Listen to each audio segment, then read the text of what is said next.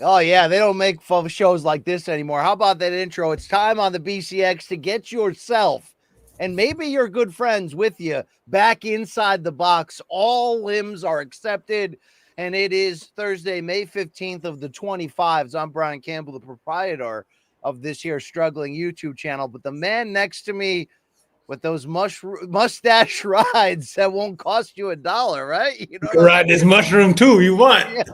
saying? With a softer, harder, of course, you're still gonna holler, mama, I'm thick. Huh? I'll rip my prick through your hooters. Rafe knows this New York City rap game. It's Rafe Bartholomew, my friend, my favorite box sharer. If I have to go into a box bunker back to back with any other man, I'm picking you. All Don't right. say it. You don't mean that, man. I will ruin it for you. No, I'll be in there hating the box the whole time. That's probably a fair point. I'm so happy to get back together with my friend here and all of our friends that are watching live on the BCX here. People like Blackmouth who really, really need the box back in their life. Sounds like a personal problem. Yeah. Yeah, hopefully we can help you with that. Indeed. Thank you for playing, folks. Thank you for being here step by step, day by day. We're going to make it inside this box together. Rafe, how are you feeling? Did we talk about the step-by-step guy in Kickboxer? Is he canceled? Is he a Baldemir or not? I Yeah, forget. what was We his discussed deal? this. His I'm name just trying was to get more Sasha. Carlos Baldemir inside this box. Well, not you know what I mean. Okay. Whoa. I mean, We he's are inside a talking. box. He's inside the box he's supposed to be in right now. We're talking about 57-year-old Sasha Mitchell, famed TGIF actor. I bet he could still kick your ass. Oh, Right? there's He no could doubt Larry about it. Merchant the shit out of you right now. Yeah. What did he get? What did he do? There was something he did that was bad. Oh, yeah. In 96, he was convicted of misdemeanor battery, spousal abuse, and child endangerment stemming from an altercation with his wife. Was given 3 years probation. Then he violated it. He got 30 years in jail. Who of our He's in jail for heroes? 30 years? 30 days. 30 Oh, days. Okay. okay. Who of our heroes have not either been put in the can or, as we're learning from this Diddy trial, other things involving the can? You know what I'm saying? I mean, look, we do love we love boxing, and a lot of our heroes have spent some time, have been incarcerated or not, or just been thrown. Not maybe we're not convicted of anything, but have had some brushes with the law. Yeah, brushes. People wanting to get brushes with Rafe's mustache up in their box here. Like we mentioned, it's a pretty price that'll cost you, but so happy to be back here. So happy. I mean, Rafe, through all the turns in our lives and careers and this horrible business we're in, we still get to be friends and get together and make fun of the sport together actively. So it's fun. It's fun to me. You know what I'm saying? I want to be there when you really hit rock bottom with me, and it'll be just like you and Igor back in a basement somewhere. Gosh. Talking Who about can boxing. forget that one episode in 2011 at ESPN.com of what was it called? This is like two guys on verbal boxing. Verbal sparring with myself and Igor Guryashkin. Shout out to that fellow. That's a deep cut in boxing lore. That was my boy back in the day. Brody Moret already angering us, sliding in, saying his hero Felix Verdejo was framed. I don't know about that. There we go. Okay. We're going too far. They've been in jail. You want more time from them? I don't think Canelo's done time, although, he did knock out Archie Solis's teeth over that girl that time and, got away with mede. What mede? You know that guy? You know that famous soundbite? No. What that? From that Jersey Italian guy who's like, what Medes? He's the best guy we knew. You know what I'm talking about. I guess you know. You're either your impression is bad or I don't know. I mean, all things are true in this case. Shout out to Patrick Duffy of Step by Step. When we were of that age, which of the Step by Step sisters was more to your liking, the Russian or I don't know. I actually was never in on any TGIF properties. So what can I say? I was not out. I didn't mess with I actually didn't mess with ABC much. It was just whack to me. You talking about the Association of Boxing Commissions? Is that where you're going? That's even whack. What are you drinking, man? What is that shit? That's a protein shake on that ass, all right? What the fuck are you drinking protein shake? You on Ripper Nutrition, man? You got So to I work can, out so if I you eat that shit. so I can try to keep this boyish muscular figure without actually lifting weights. That's why, okay? That's how it works, Chief. You know, you can go to the Mexican pharmacy, you can buy the drugs, but you also have to put in the work. Yeah, yeah. John Gotti, what meta, right? Right? Look, Castellano had it coming, is all I'm saying. Oh wow, wow. And Sammy the Bull, that rat. Oh my God. Rafe, as I look up the what meta sound drop to play for you very shortly here, okay? All right. I know Ja Rule, like, it's murder, but oh wow, holler, holler. Let me try to share this screen and give the people what they think they want. But while I'm setting it up, how are you? Like you don't like therapy, you don't like talking about yourself, you don't care. That's what men do. I don't like Google mapping. I don't like modern technology. All right. I like to roll down the window and ask a bloke in the street to show me where to go. No, I'm good, man. What's up? What do you want to know? I'm an open book. Here's what I'm talking about right here. Okay. Here's what I'm trying to show you. The all-time great soundbite. Of course. He was the best guy around. What about the people he murdered? What murder? What meta? That is funny.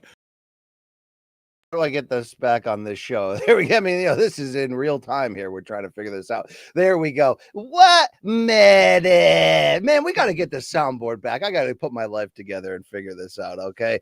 You want me to send you one? You want me to like load up a shitty tablet and just mail it to you? I think that might work first. I don't think the technology works for that. I've tried to connect wires before, and then, I made the death blow of trying to update the operating system on that old iPad, but that was the end of it.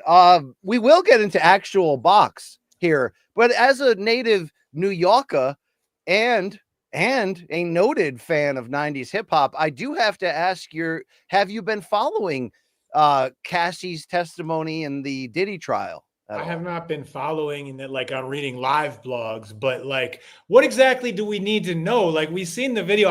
From what I gather, it's getting worse. So there are more there are indeed more and more awful details of this. Oh my God, the freak offs they would have down there at Diddyland. Yeah, look, man. I mean, I am old enough. Or not, I wasn't really paying attention at this time, but old enough to have heard like when Bad Boy was coming up in the 90s and I was loving every minute of it, all the old white men around me at McSorley's would be like, that guy, you know what that guy is responsible for at Madison Square Garden? That guy got a bunch of people killed there in a stampede. And it's true. I mean, he's never been a good guy. J-Lo got out of that quick. Anyone thought he was a good Did J-Lo? Is there going to be any testimony about it? That's what I want to know. Freak off?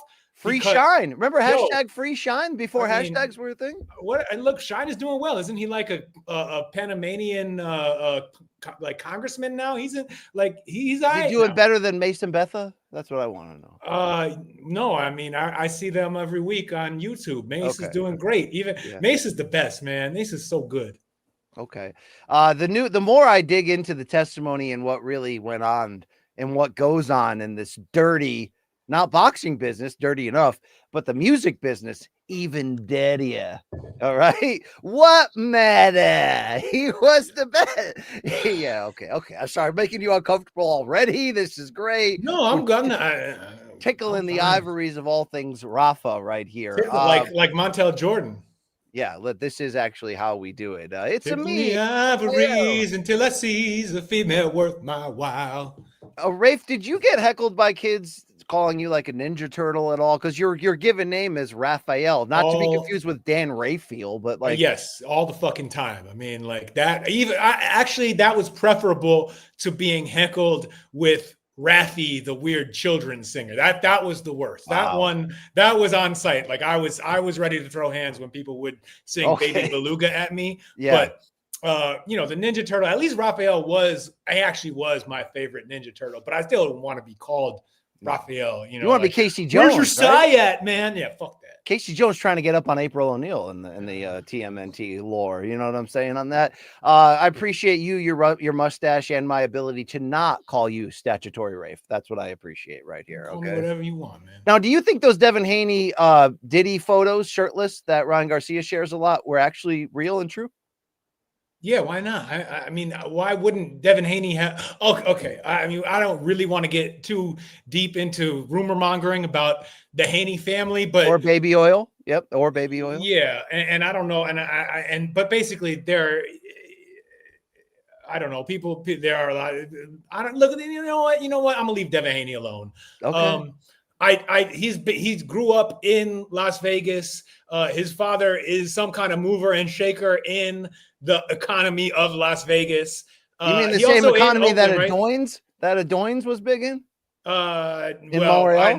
maybe in Montreal, but like Vegas is a much bigger world than I think. Well, no, Quebec. Tell that to Michael Griffin. They can get it in Quebec, yeah. Yeah. But anyway, it's not surprising to me that Devin Haney, who moves in those circles, would have encountered what's his name, Diddy. Same. I mean, we got pictures of Diddy and Justin Bieber. I mean, people think that Diddy turned him out. I hope that's disgusting to think about, isn't it?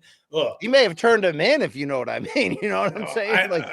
We're saying the same thing, just in different people's languages. Yeah, just less destructively. Okay, yeah. That's great. Yeah. All right.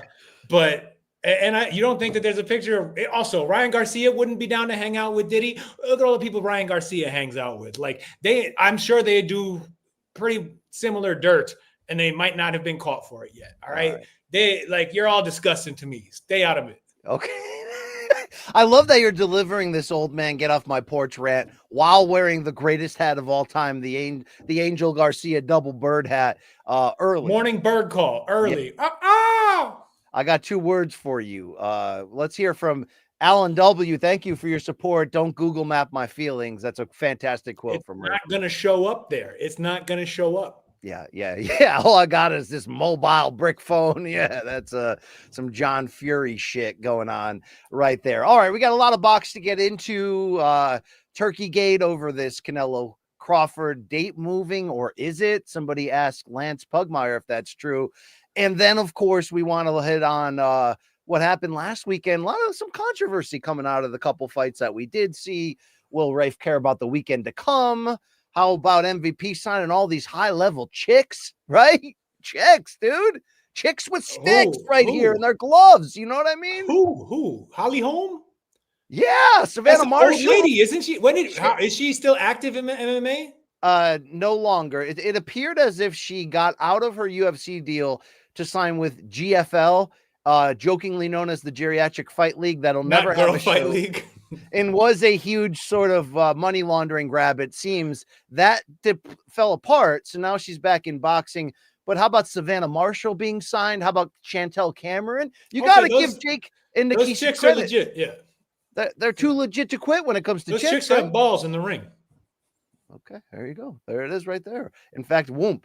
There it is. Did you happen to watch, speaking of Mr. Haney, the very lengthy interview he did in studio with one Ariel Helwani of the aforementioned named show? Devin or Bill? Bill. That sounds interesting because Bill is an interesting speaker. I'm gonna watch that. How long is it?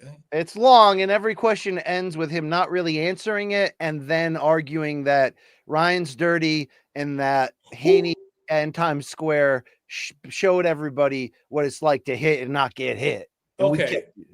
Well, who cares? Who wants to hear from them right now? They don't need to be doing interviews. They need to go Ryan Garcia and his camp and Devin Haney and Bill to a lesser degree, but still to some extent need to just, regroup, go back to the drawing board and figure out how to make anyone want to see them box again. Well, all Bill did was talk up how great Devin was at handicapping. In fact, Remix is already supportive of this show here sliding in. Bill Haney was on Ariel saying Devin handicapped his opponent in what Remix is saying is the only thing he actually handicapped was any chances we have to watch Devin's fights. It was very let me readjust the narrative if I can, but nobody's really buying it. I don't know. Do you think we're getting Haney Garcia 2 next? Should we get it next? Probably just because they want the money. Neither of them looked that good to begin with in that last fight. The building it back up. Well, first of all, Ryan's just going to keep losing, so they got to make it now. It's going to be hard to find opponents that are even remotely credible who can lose to Ryan Garcia. So they should, yeah, I do think it's going to happen next. I think I'm curious. I want to see how it looks. I want to see if Ryan Garcia is, really is terrible without drugs, or just, I don't know, had a particularly terrible night. What will Devin Haney do different? Look, it's worth watching, but they're not exciting fighters right now. They're not, I don't know. They're not, there's no reason to really get up for it. Yes, they're going to make it. I don't care what any of them say between now and then, or what their friends in the media or their patron, or the people they pay, whoever's getting paid to talk up these events like we should care about them. You shouldn't care about Haney Garcia too. This man with the mustache does not care about you, your family, or your people. But Bill Haney talking to Ariel Helwani is not going to change that for me. All right, very important question from Mr. Cunningham. Rafe, would you rather sit and listen to Bill Haney for 45 minutes in your house, or have 1 minute with the Didster, with P. Diddy? All the time in the world with Bill Haney. Oh, I mean, 1 minute, what could he actually do to you? It would take him that long to get that seal off of the baby oil bottle, and right? I think he comes locked and loaded. It's ready to go. Okay. Okay. All right. There we go. Also from Brody Moret, do you believe that Ryan would have gotten his ass handed to him by Rukia Onpo, that Japanese kickboxer, in an event in which I was never paid for hosting, and they stole my trip to Tokyo? That's what happened. All right. Look, I think there could be some truth to that, because I just don't trust. I mean, Japanese combat athletes, right? They are too. I don't trust them to treat things like an exhibition. Like, I don't think it's going to be like a Rocky IV situation, but they have too much honor mixed up in this. There's too much a chance that they're going to do something and mess with the script. Like, well, that's what a lot of people believe. Ali and the wrestler back in the day, kicking his leg for 10 rounds, however long that happened. I mean, that was not cool. That a lot of people believe that Onpo, when he attacked Manny last summer in that 3-round exhibition in which Manny clearly didn't train for, that it was he broke the gentleman's agreement between them, if there was one, of this is going to be a fun exhibition, and he went after the guy. So maybe you're right. Maybe it would have been wild. You also have people that like Blackmouth who say, I agree with Rafe. He got that baby oil ready, so that's how it was. Yeah, he knows that to take the seal off in advance. Yeah, BC didn't get paid. What the hell? Yeah, so I didn't get paid because Fanmio is suing Ryan Garcia and Golden Boy for that fight not happening. And yeah, sometimes in this business, you don't end up with the cash in the end. Sometimes that's how it works out. It's a very awful business that we are just so addicted to. What if you hired some goons to go get it for you? You know, I'm not really in that business. I'm more in the let me put the kids through college and then what murder world. Yeah, what matter? He was the best. I need to have that on the ready to play that. Okay, it only takes me 5 minutes to hit the buttons to set it up, though. All right. One final question before we literally get into the meat of this from JFish 500. Rafe, would you rather have a free year supply of any brand of liquid crack you want, or you have to go out to dinner with Rolly? I would choose Rolly because I don't like to enable my liquid crack addiction. It's a big enough problem as is. I put as many obstacles up between myself and the liquid crack as I can. LNW is trying to fund your liquid crack. Well, I do. And when he does, I love spending that money on liquid crack, man. It hits so good. I buy the good shit. I drink it. I just, like chain drink it, one can after the other. My wizard staff, tall as my phoner right now. I'm still sore at you, by the way, and I won't drop this grudge. That time in 2017, Mayweather-McGregor weekend, that I was at the Palm Steakhouse in Las Vegas, and one former world titleist / testosterone abuser, Mickey Bay, was eating steak at the table behind me with some old white guy, and I was getting clandestine pictures and lighting you up over text. Yo, Mickey Bay's right here. And you were like, I don't care. Well, you're in Vegas during a fight weekend, seeing Mickey Bay. I mean, what is the big deal? Isn't he based there? I still pop for my campiones. Apparently you don't. Okay, Mickey Bay is your campeon? No, but I mean, by the way, I forgot this happened. I found a campioning picture of you, myself, Eric Raskin, and Rocky Juarez. Not Rocky Juarez. Okay. campioning, what's the guy's name with the really long name from Mexico from the mountains? Daniel Ponce de Leon. Oh, do you remember that? I don't I remember don't that. remember that at all. No. I don't remember that shit. That's pretty wild. All right, let's get into the meat of the show, and we will talk about Pacquiao again. But Bud versus Canelo. Is Ponce de Leon, is that the fight where Bobby Pacquiao was going with the blows? It's not the blow. I don't know. I don't know the origin. I think of they which did fight each other. Rafa, I got to get your take. I brought this up on the old BC Live ramble yesterday. I'm trying to figure out. I've been talking to a lot of people on the phone about this. What the hell is going on with Turkey, Cop, IDEC, Ring, and this Canelo Crawford update? So if you didn't know, after William School and Canelo shit the bed in Riyadh the night after that Times Square debacle 2 weeks ago, they rushed the announcement of Canelo Bud, put them together in the ring, said, when look, you say rushed, let's stop there. Does that mean that they weren't planning on doing it and then they decided on the spot, let's do it right here? no, okay, here's what I think. Bud was out there. They weren't planning like Canelo, you are next, my friend, at that moment. I think they were always planning to face them off in the ring. I just wonder because they brought Bud in before they even announced, before they announced the scores and before they interviewed, Canelo or School, they were like, jam it in. Here we go. Forget about that. Don't look at that. Only look at this. So it felt like that with Turkey saying publicly, it'll be Friday, September 12th, confirmed. It'll be Allegiant Stadium in Vegas, confirmed. We don't know the TV yet, but everybody already knows we're hoping for Netflix. And then in an interview after that, when he left the ring, he publicly confirmed for the first time it will also be TKO Boxing's debut in this, what we all thought and heard coming in.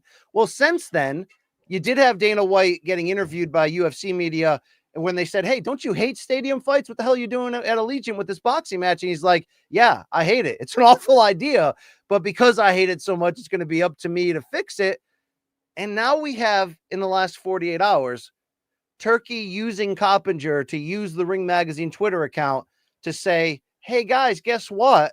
We are moving Bud versus Canelo to Saturday, the next night, September 13th, and we don't know the location yet. We'll announce it, but it's either going to be in Vegas, New York, or LA.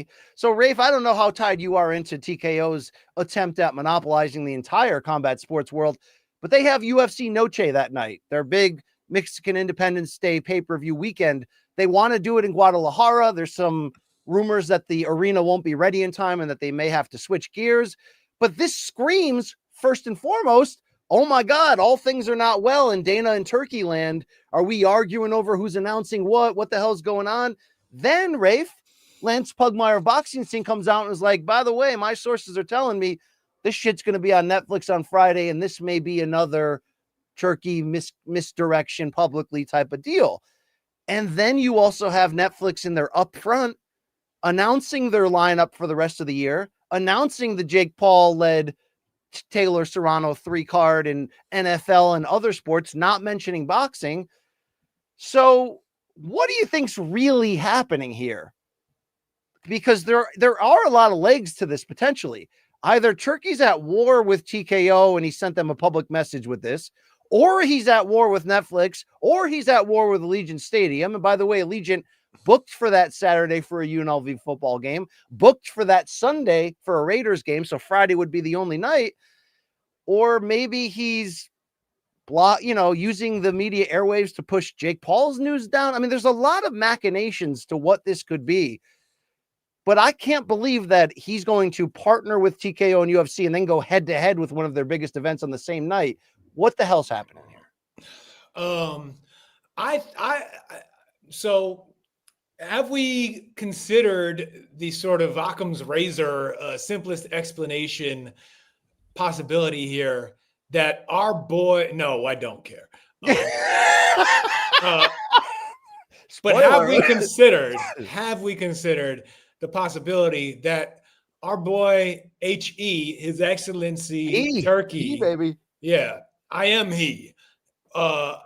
Could he maybe just not be great at planning? Like, he does not seem to be a big a big planner. He doesn't really think that far ahead of time. And Right. it makes sense. Like, what is the world that he moves in? He moves in his world, which is I am connected. I am at I'm the one of the right-hand men of, the leader of the Kingdom of Saudi Arabia. In the world I move in, I'm surrounded by people who just do whatever the fuck I tell them to do when I tell them to do it. And I don't really have to worry about the details. All right. He's comfortable making these fights and events in Riyadh and Jeddah on his home turf, because there he can basically call someone up a week in advance and say, yo, we're having a Canelo fight next week. Let's go do it there. Oh, AJ is coming to town the week after that. Can we do that there? Don't worry. I got to get Eminem up in the bullpen, sure, right? Whatever. Like, basically, the world that he's used to operating in, he does not need to plan ahead. He does not need to get permission from anyone. He can do whatever the fuck he wants and it will happen. All right. And it seems like that some of that might be like bleeding out into how he's dealing with these US events, where he's like, yeah, let's go do it there. We're doing it here then at this time.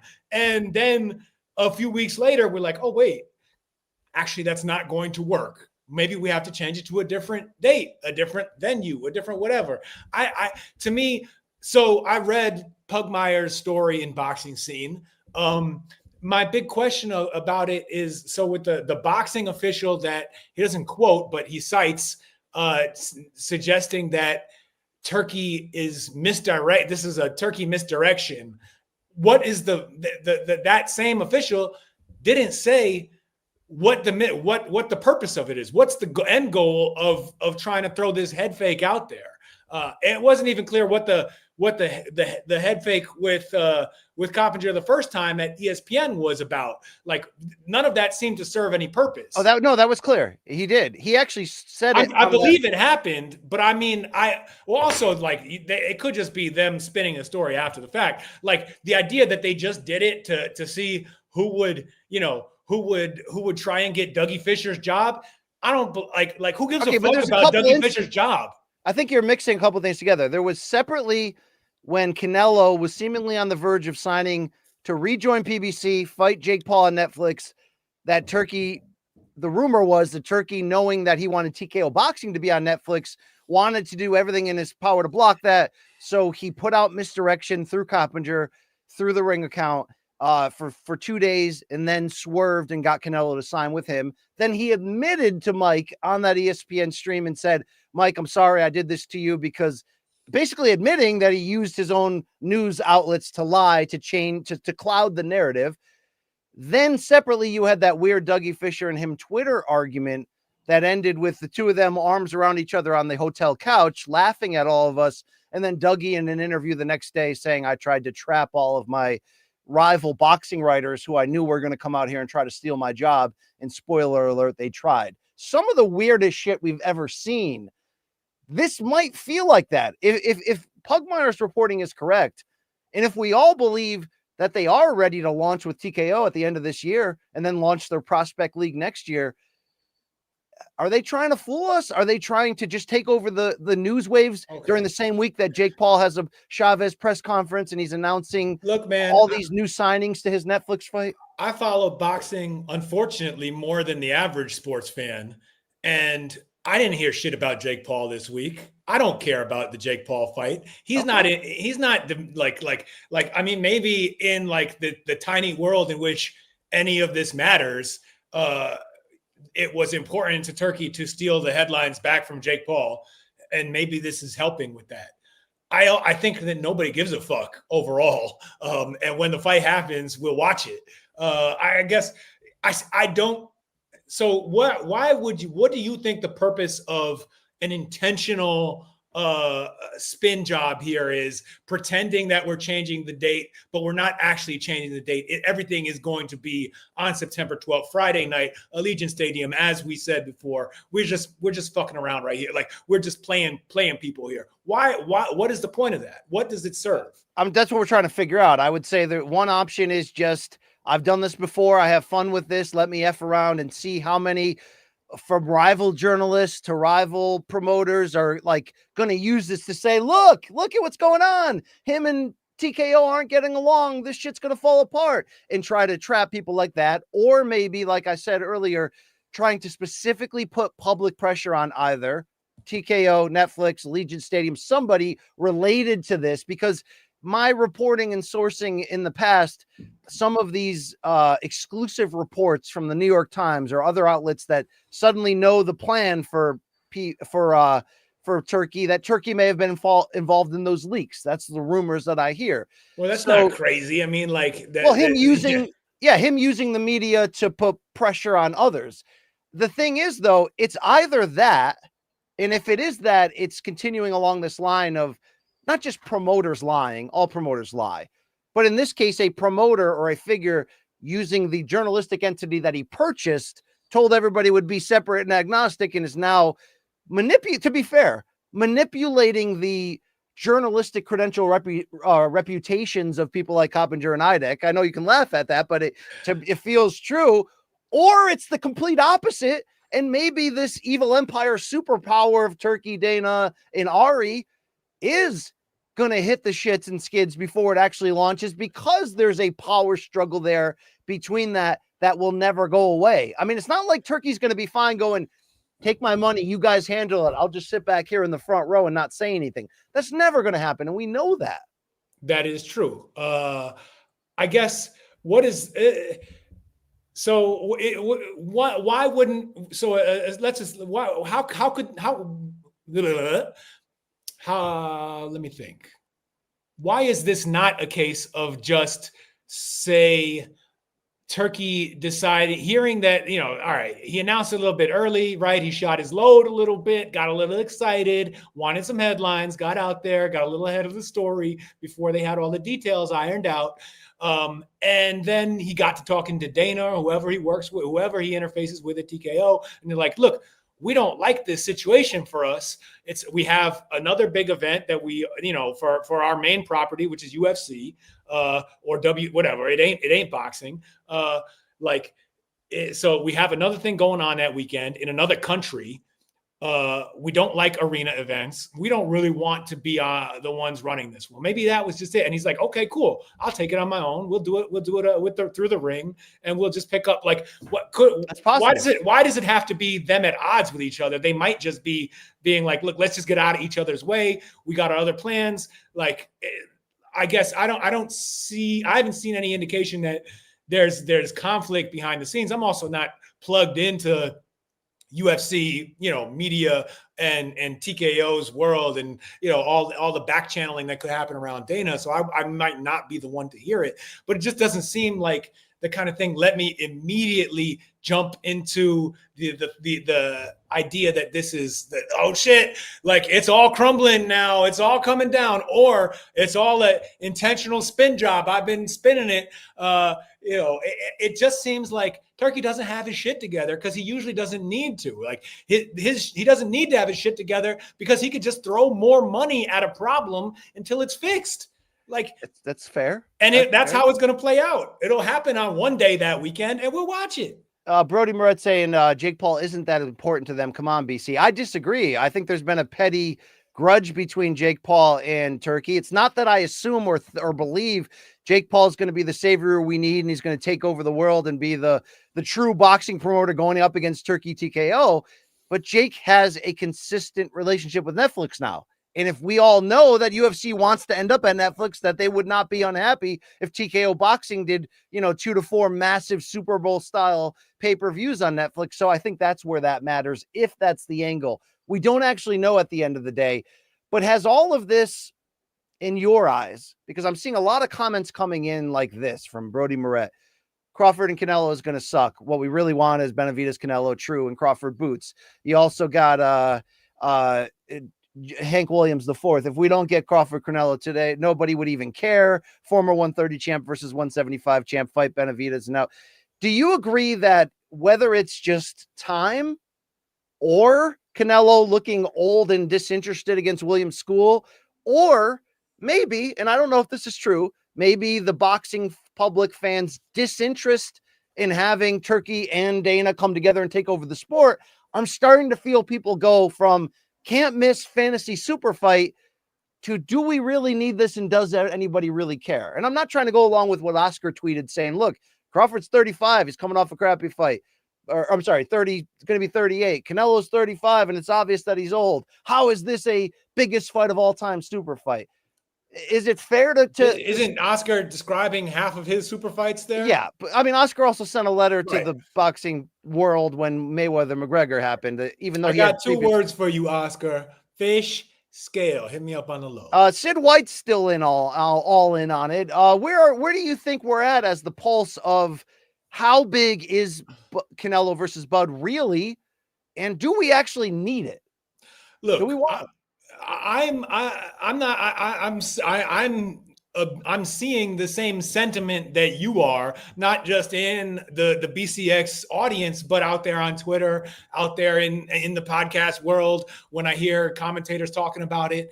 And it does seem like that is real, that there's enough of a bubbling up of this sentiment that, man, fuck this fight anyway. I'm surprised. I don't feel that way personally. I've wanted that fight for a while. I was excited about it pretty much as soon as Bud beat the brakes off of Errol Spence and kind of made that fight look like something, even with the crazy ass weight disparity, a weird fight between two greats at the ends of their careers that would have a real impact on their legacies. I mean, to me, I've always wanted to see it. I still do want to see it.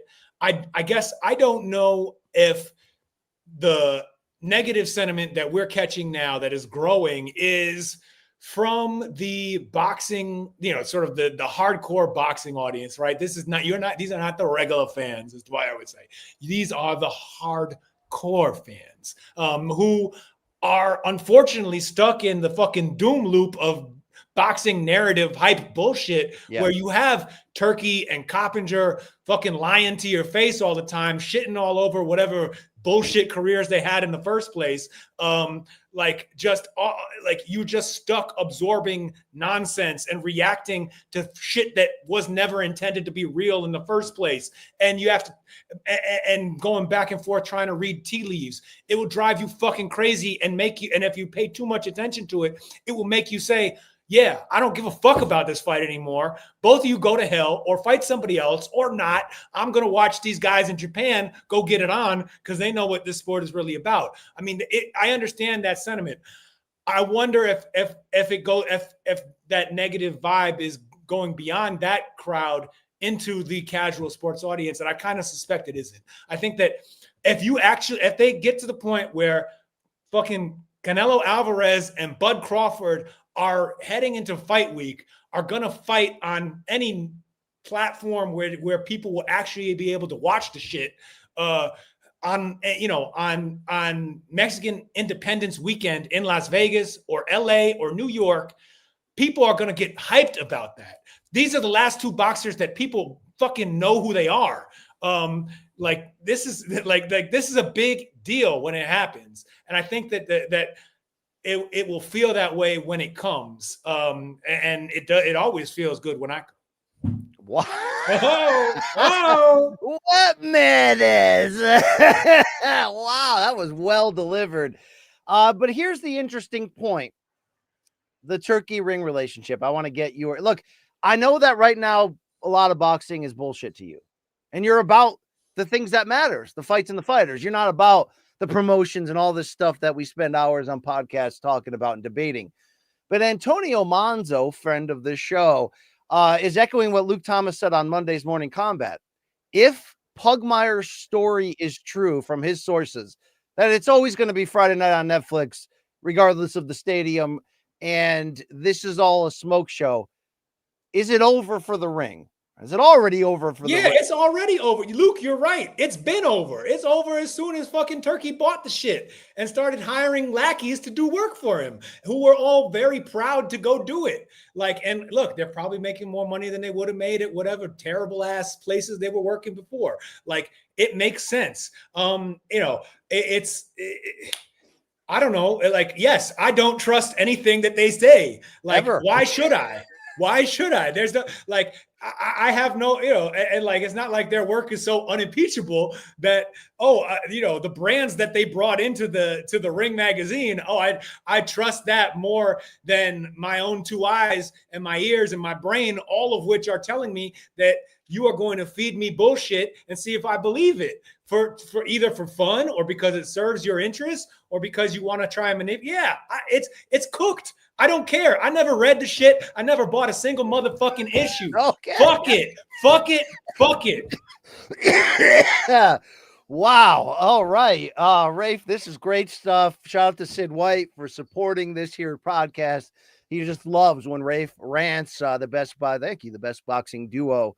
We are the best boxing duo since DSG and Angel, since who else you got? Rin and Tin, the hip hop Dalmatians. Carl and Rachel, Mario and Sister, right? Yeah. Only we don't like Carl and Rachel. Yeah, the frock. Oh, okay. I was thinking of Rachel Donaire. Okay, well, that is a hashtag risk it all back in the day. Is it still up for debate? I don't know. That's up to you. What's the kid's name? Rocco. Jaron. No. Rocco. I'm back to the Frotches now. Rocco Frotch. I don't know the kids' names to be. It's Rocco. It's definitely Rocco. All right. They're loving this. Rafe with the Mario hat ranting against the boxing doom loop is music to my ears. What a legend. Great stuff indeed. Rafe, question here coming in from Brody Moret, longtime fan. What is your favorite food to eat with the liquid crack? Like, I think pizza with like a grape or cherry or flavored liquid crack is the best life combo you can make. Okay, that's that. I feel you. I do feel you. And this is an interesting one. It goes way back to my youth. All right. I like the Diet Coke liquid crack or Coke Zero with a hearty, crusty, rustic chunk of like whole wheat bread. You talking about Taco Tuesdays? Is this your personal life? What are we talking about? No. I mean this. Like I like the end piece, all that crust. Nice and chewy. It mixes up. You take you just rip a giant hunk of bread off. Oh, wow. Take a swig. It mixes up in there, softens it a little bit, but you're still getting the chewiness, the firmness of that crust. And I don't know, man. And so what this goes. Wait, I love boxing crust. It's almost like dipping it in the soda when you put it in your mouth and drink it. You're like, just give me a chunk of bread. Yes. Yeah, exactly.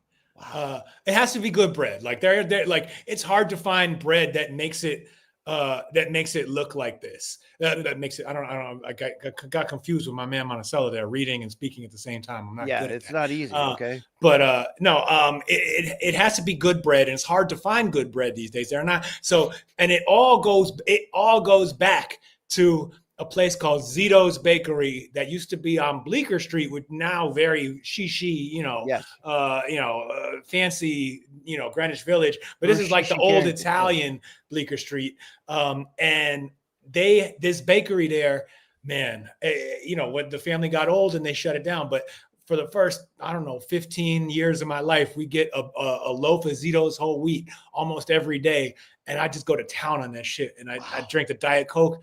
And oh man, and so I've never found bread that good again, but a decent piece of bread with the liquid crack, it's still that's low class. It brings it back to me. But I kind of respect it. It's, my favorite bonding time with my father was riding the motorcycle to 7-Eleven and having a picnic on the grass outside the tree out front with a Slurpee, some sour cream and onion chips, and a hot dog. So I know about that type of lifestyle.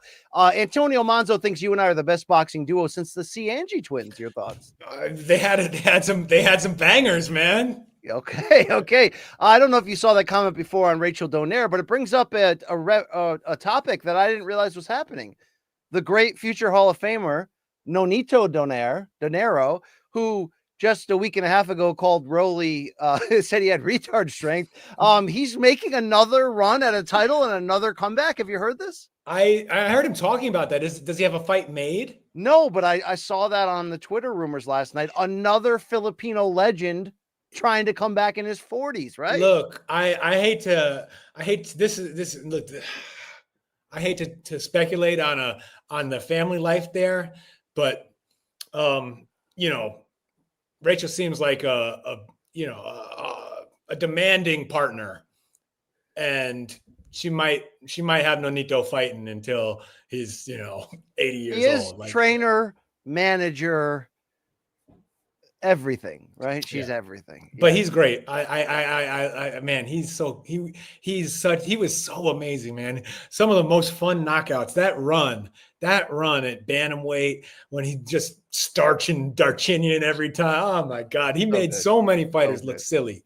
Amazing. Wow. A couple comments about your trauma meal here, Rafe. Mr. Cunningham saying that's Rafe's Irishman coming out. Bring back his Souls, Guinness, and biscuits. No, the Irish shit I used to eat was just turnips at the bar. I don't know, man. This guy, the turnips with pepper. It was the weirdest thing, man, but it was kind of good. Like raw turnips chopped up, crunchy, and put some pepper on top, and just sort of and give you something to chew on. That's a no for most people. Shout out to LNW saying that's effing weird. Lico season, Rafe got BC. Get BC hip on the cotton candy Fagos. Are they new really flavors, baby? Yeah, they're good. Okay. I have to go light on them because they don't come in diet. I'm at the quantities I consume. I feel better drinking the chemicals than the sugar. Yes. But it is pretty good. It's pretty good. I agree with you, Brody Moret. Donaire Inoue won one of the handful of best fights this century, no question about it. Also, RFK must be watching Rafe closely right now with that broken voice in that heroin addiction. Yes, shout out to our government leaders, Rafe. There we go. More questions for Rafe. We have to delay to the end. Speaking of Filipino legends, and we'll get to that Filipino Charlie Suarez shortly. The legend too. The soldier, right? The soldier, that guy. Back to Manny. It is official for July 19th. You're hearing rumors being reported from Mike Coppinger of Ring that it's going to be Pacquiao Barrios for the WBC welterweight title. It's going to be Tim Tszyu, Sebastian Fundora part 2 for one of the 5-4 belts. It could be Pitbull Cruz versus Angel Fierro part 2. And then there's rumors like maybe even a Gary Antoine Russell title defense, but we're not sure which card that's going to show up on. It does feel like PBC's loading up on the pay-per-views. But back to where you are feeling about Manny, can you update us from just 3 days ago on how he fared in the Filipino Senate election? We know he has that to get through. He's it's also over. Got the International Boxing It's as Hall of over Fame. as the Ring magazine, Chief. He'll be standing in the Hall of Fame in June, and then he's going to be fighting the guy who's with Sister in July. What happened in the election? What did it tell us? It didn't tell us anything about Manny's boxing career. It told politically, like, and look, I am an observer. I'm not an expert, right? I follow the news in English and Tagalog. Like, I do pay attention, but this is me repeating the wisdom I've heard from other experts like Christian Esguerra, the Facts First show on YouTube, Ronald Llamas, Ryan Sangalia. Not that guy, but I like him. Okay. Sorry. All right. But yeah. So basically, Manny, throughout most of his previous his first term in the Senate, Manny allied himself with the former president, Rodrigo Duterte, who is now was recently arrested and brought to The Hague and is awaiting trial on human rights charges, which I think that he deserves. Very similar to Diddy's charges, by the way. Yes. Yeah, I think this go beyond the Diddy treatment. Okay. But anyway. So and then when Manny decided to run for president in 2022, I don't know why exactly he decided to do that. Maybe he was listening to too many boo boys and Mike Conzas in his ear telling him he had this sewn up. He was never really a front runner in that. The only people who believed that he was a front runner were the U.S. boxing press. So when he decided to run for president, he had to sort of split from the Duterte camp. And because Sara Duterte was running, the daughter of the previous president was running for vice president with with the ticket that ended up winning. So Bongbong Marcos and Sara Duterte became president and vice president in 2022. So Manny split with the Duterte camp. They are from Mindanao, a different part, but the same region of the Philippines that Manny is from, Jensan, Sarangani province. And so he'd already sort of broken with them. So 3 years later, running for Senate, he allied with the Marcos camp. Marcos Villegas? and Duterte ran together. Now they hate each other, right? Okay. As soon as they got into office, they started fighting. They're trying to, and there's a power struggle going on currently. So this Senate election ended up being sort of a referendum on Marcos versus Duterte. And because Manny was a casualty of that? Kinda, yes. He sort of he picked the wrong side in both elections. He decided to go away from the sort of the establishment when he ran for president and paid for it. Then he's tried to join up with the new establishment, and the voters ended up voting against a lot of establishment candidates. He was part of the establishment slate, and so it ends. So because the sort of Marcos endorsed side of the Senate candidates suffered more losses than expected, and the pro-Duterte candidates won more than expected, with a couple promising sort of more liberal victories that are sort of categorized on the side. Anyway, because of that, Manny chose the wrong side in both elections. He didn't make it this time. What does it mean for boxing? I don't really know. I mean, he on one hand, you need money for politics. So the Manny never stops fighting sort of narrative kind of is connected to his political career. Now, if he's not wasn't the Ugas/Spence fight that Manny took, signed up for Spence, lost to Ugas, that was to fund the presidential run, correct? To some extent, yes. I think that the notion that Manny does not have any income outside of boxing, despite that, he's had family. He was a senator for 6 years. He was in Congress before that. That is like Philippine politics is a good way to legally enrich yourself and your family. And so to presume that he did not make any money through those ventures, through the fact that, Jinky was vice governor of his province for a while. He's got brothers and cousins all over in politics. Manny's doing all right. Are they the equivalent of Elon Musk and RFK Jr. and Linda McMahon being in high government roles? Boy and Jinky and them? Yeah. No, they're way farther down. Okay. But anyway, so look, I don't think that he is in desperate need of money, but I do think that he likes more money and he likes fighting, and it's an easy way to get money. Get that money, player. Yeah, I guess I don't think it makes a big difference for July. I mean, he won't enter the ring as the fighting senator, I'm sure he enjoyed doing for much of the late stretch of his career. But besides that, I don't think it changes how I'm going to approach Pacquiao Barrios. And I don't think that it's gonna. I don't know. I'm curious about the fight. That card sounds like a lot of fun. I honestly, my only question is, how is the Hall of Fame inducting him if he isn't retired?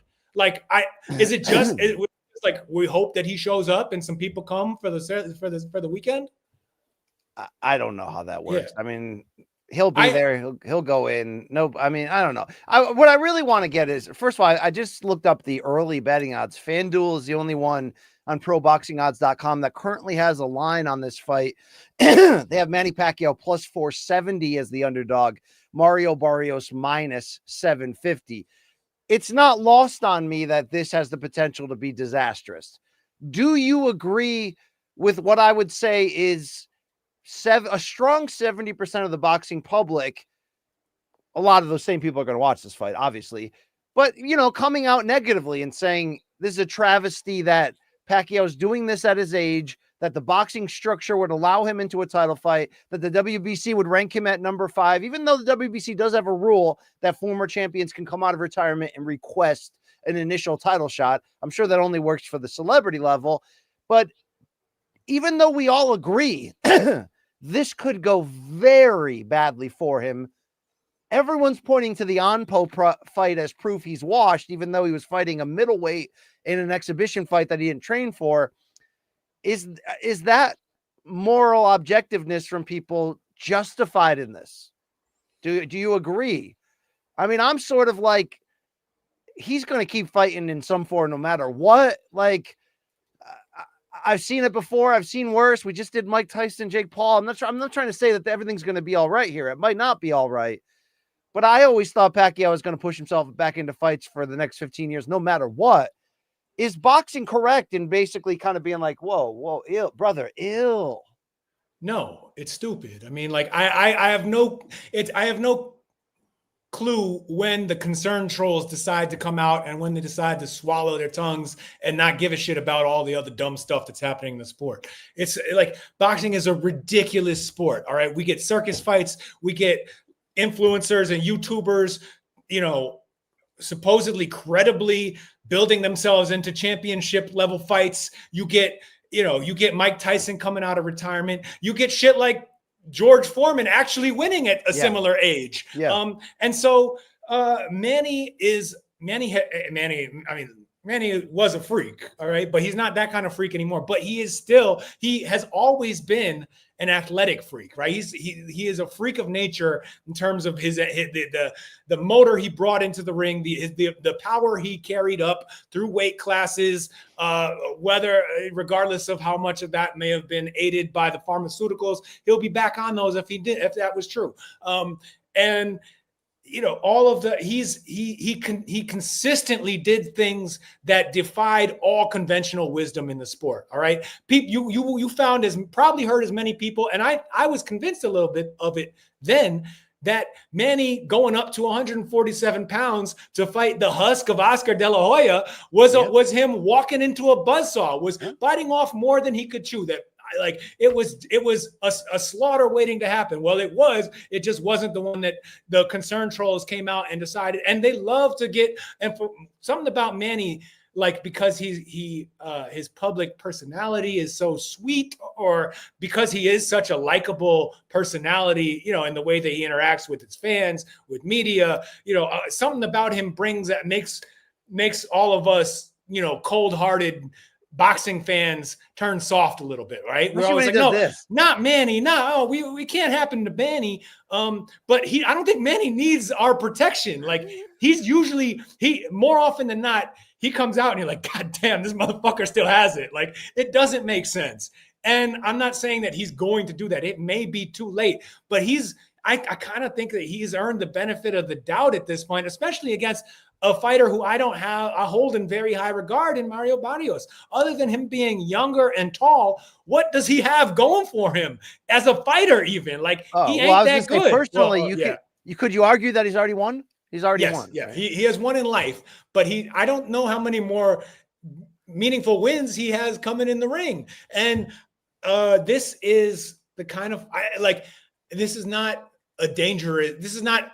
Like, there are matchups out there for 46-year-old Manny Pacquiao that would make me be like, oh God, don't do that, right? Like, if he's like, I'm running straight into boots, I'm like, yo, chill, whoa, relax. Well, relax. Yeah.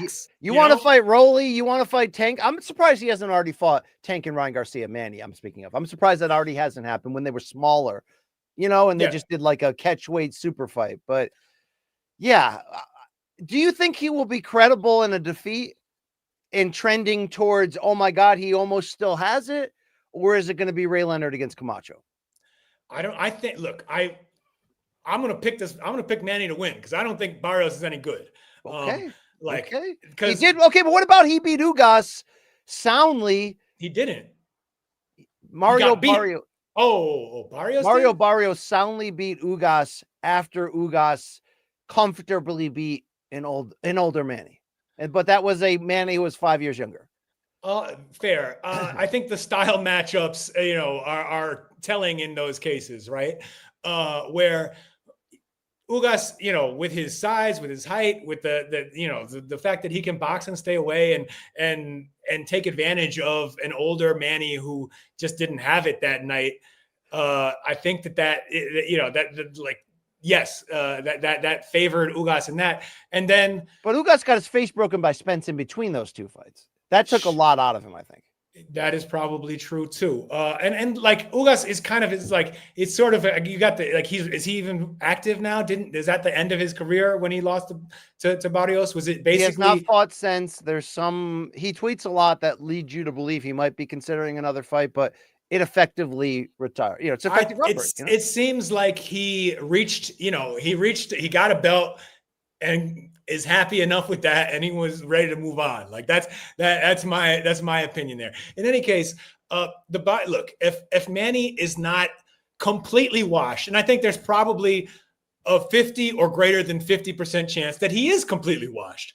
But if he is not completely washed, I think he can still beat Mario Barrios. Like if he can be some version of his former self, he can beat that guy. Okay, but to put you on trial, and I get the concerns about Barrios, the performance in the second half against Abel Ramos was just not encouraging, even though that was a very fun fight. Shout out to Uncle Abel, for that performance. But it's like, I would expect if it wasn't Manny, you would shit all over this. Is it your love of Manny and the superhero part of you that's like, man, that guy can pull it together one more time, that is fueling this? Or is it really just all the combination of Mexican pharmacy mixed with Barrios ain't that good? You mean like another 46-year-old former champion who hasn't fought in 4 or 5 years, didn't look good in his last fight, is probably done. I guess, if you can think of a good example, throw one at me, because I think the specifics matter here. Yes, Manny, I have extra belief in him because, he's a fighter who has meant a lot to me. But also, like, there is enough of a track record of him, defying these weird expectations, defying reasonable expectations in weird ways, doing like times when he looked like he might be done and then comes back, like survive. I mean, look, the way that Juan Manuel Marquez, got your name right this week, knocked him out in that fourth fight. That seemed like it could be career ending, right? I mean, in the moment, it seemed like it could be more than career ending. I thought it was done. Yeah, I thought it was done. And it wasn't even close to that. He came back, beat Brad, like avenge the losses of Bradley. Like it's just like it was. Manny's a different kind of fighter. So there's enough of a track record there that I don't think I'm talking completely out of my ass or being a complete. If anybody can do a George Foreman type of thing here or a Hopkins type of thing, it is him. It really is. So I'm with you on that. Real quick aside here, Raf. From Antonio Monzo, our guy here. Do we have it? Nope. All right then. Do we have it? There it is. Oh, not that one. How about this one? Rafe, what's your favorite Manny hairstyle? Oh, gotta be the center part with the bleach tips. Oh yeah, the no fair era. Yeah, no fair era. Yeah. I'm headband, got the flames on the shorts. It's the best. I do love that after that fight with Cotto, where yes, he dominated from rounds 5 through 12 when it was stopped, but 1 through 4, it was like a mini Hagler Hearns, and he got bombed and he got his eardrum broken. Do you remember he went directly to the post-fight karaoke concert with like wrap around his head, looking like he had like a massive head injury with the hair all over the place, Massive head wound, Harry. Yes. Yeah. It's a great pull and a great reference. So some people saying, hey, BC, will you be on that call? I hope I'll be on that call. I hope so too, man. If you want, I'll give you some good old, some inside stuff to use. Yeah. Some Tagalog catchphrases. Yeah. Oh, you know what I mean? All right. That's good shit right there. This is Alan supporting the show, Rafe and his depression era eating habits. Yeah, a lot of people making like it could be you and Cinderella Man James Braddock during the recession, just sitting there in an abandoned building, dipping. This is so good. It was so good. Yeah, that is so good. All right. Also, real quick here. Remix says, I went to an ICP show and got diet root beer Faygo sprayed on me. Best time of my life, indeed. Brian, would you ever go to the Gathering You're not No. down for the gathering of the Juggalos? Come on, I'm man. not down with that. I am not. Although I enjoyed ICP's run in pro wrestling briefly in the 90s. I'm not down with that. What do you think about Monticello's nickname, Mountain Dew Code Rafe, for you? Yeah, I think they need to make one for me because I would rep it hard. On the palate cleanser, as we transition topics from Monzo, Rafe, who are your top 5 New York City born and bred hoopers, if you will, Hoopsters in your lifetime? Who is it? Who are it? So I'm gonna say no. I mean, it's just off the top of my head, and this comes from the heart. This is not like a objective. Who had the best career? Who was the most talented? This is just like who do I have love for? You better say Rod Strickland or you're out of here. Okay, you're out of here. Well, number 1 for me is Stephon Marbury. Number 2, Lloyd Daniels. Whoa. Sweet Pea Lloyd Daniels from the 94 Spurs? Yeah. Hell yes, Sweet Pea Lloyd Daniels. 3, Ed Booger Smith. I'm down with Booger. I get shout out to I get down with that guy. Yep. I will give you Rod Strickland, number 4. Okay. No, and Smush then Parker? Come on. I mean, like, I knew Smush. Like, I know. Like, it's well, weird let's be honest here, because like, you're not a ass kisser. And last for me, I think is Lamar Odom. Damn. Was he Christ the King? He was, but then he went up to to Montville. One of those weird. He did a prep year somewhere. St. Thomas More of not the one, not where I did my prep activity. Not at Joe Rosemary. By the way, I did not attend that school, but I did visit. I did visit. Says you prepped your Pee Wee hot sauce and the rest. Shout out to those are some good names. Starberry, the Lincoln Rail Splitters. I did want to ask you, what was the friendly relationship / banter like between you and NBA bound Smush Parker during your days of being travel team teammates or Carmine Boys Home for boys team teammates? No, we were on the travel team for our recreation center and went all around the city. We won the Manhattan Borough Championship in 1994. Played in a lot of tournaments. I got a couple. We won up at not at Riverbanks a couple of times. Anyway, I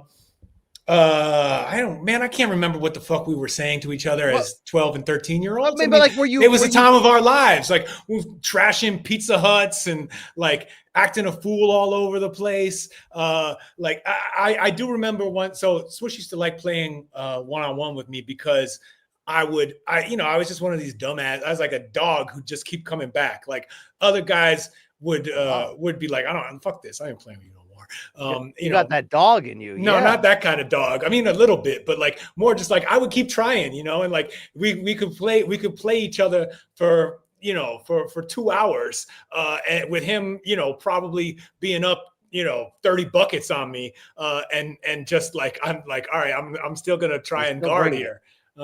Still bring it. Yes, hell yes, College of Southern Idaho. That team was stacked, man. All right. Yes.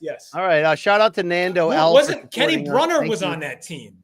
Kenny Brunner from Georgetown and Fresno State. Yeah, the bad Santa. Yeah, didn't Kenny Brunner, and was he involved with the Tremaine Folk Samurai swords at Fresno State? Yeah, he was involved. I don't think he was involved in that Victor Page of Georgetown CBA fight where he took the broom from the sweeper under the hoop and started hitting him. I got to add in some New York City heroes here. Boo Harvey. Do you remember him? Only gave me 5. Remember he was on the 1990 St. John's team and he was a big time shooter. Boo Harvey from Queens. I liked him. I never liked Ed Cota, but I was. I love me some Ed Cota. I was a big Grady, baby, Grady. Eric Barkley. Yes. Like when he was coming up. He was legit in something. I always loved Rod Strickland. Yeah, I mean, Ron, Artest, like that, like those were the days. Sham, Steve McDowell of Manhattan. Steve McDowell, I told you he was my coach at a basketball camp for a week. Yeah, new segment alert here from Mr. Cunningham. Inside the hoop, or is it inside the ball? Yeah, here we go. Inside both balls. There we go. Enough of that BS. Let's keep it going here. Rafe, last weekend, there were a couple fights of note. Let's go to Top Rank Pachanga Aringa in San Diego, the Wales Vagine. San Diego. The 130-pound title holder, Carlos Navarrete, who, as Mark Kriegel said 58 times on the broadcast, he just breaks all the rules. We know that. He barely made weight for this title defense against one, Charlie Suarez of Filipino armed forces fame. And the narration coming in was that if he won the world championship, Charlie Suarez, he would get a promotion within the Filipino military. I don't know how that's connected, but that's wild right there. And then, dude, to their credit, they put on a mini war, a fun fight, but a fight that was directly affected by a right hand that clipped Navarrete's eye just as the two got together, clashed heads, and the tape of the glove went by it as well. Instant replay was allowed in California. They did review it with your boy Jack Reese, the fine realtor, ahead of that. It was inconclusive on the original camera angles from ESPN for that. And I can understand because Tim Bradley, who's as real as it gets on the mic, was constantly going, oh, that's definitely a punch. And then the next replay go, no, actually, it's definitely a headbutt. But it wasn't until afterwards their post-fight show called The State of Boxing, in which I used to have a podcast called that, by the way. And they did the combat. Yeah, State of Combat. There you go. Not State of Boxing. And there they had the overhead cam that zoomed in aggressively where you could see that after the punch landed, the drips came down before the headbutt even happened. All in all, it gets stopped by a cut. They go to the technical scorecards there, and Navarrete defends his title. Since then, the California Athletic Commission has there's rumors. Did they officially do it? There were rumors that they were going to rule it a no contest. And then you had everybody in boxing coming out and being like those cowards. You had instant replay. You had it, blah, blah, blah. But Rafe, I wonder about timing and if it matters. During the time that they had the instant replay availability to watch it, they didn't have access to that conclusive angle until the ESPN truck really slowed it down, zoomed in. I don't know if that changes things, but what do you make of the criticism pointed at the California State Athletic Commission that they didn't have the balls to change it to a deserved Suarez win, and it's a no contest now, and we're probably headed toward a rematch? Well, so I think that, at least process-wise at the moment, from what I've read, Suarez and his team have filed their appeal, and then that appeal will likely lead to the commission ruling it a no contest, which I hate to, ruin a good hater party, but like, that seems all right to me. Like, that doesn't seem like the worst. It's Emmanuel Navarrete, not Carlos. My bad. Did I say Carlos? I might have said it. Go keep going. All right. What the fuck, man? To me, like, and I think there is some truth to this. Like, if they had ruled that was caused, that the cut was caused by a punch immediately in the fight, I think that it changes, how the fight plays out from there. I don't think that Navarrete necessarily, that means Navarrete would have gone for the stoppage. Like, that motherfucker's always going for that, right? He's always got his, all gas, no brakes until he runs out of gas, and you can come back on him. So I don't mean that it would have, I'm sure it would have changed. He might have tried even harder or whatever, but I think that his corner works a lot harder on they'll throw anything they can to stop that bleeding.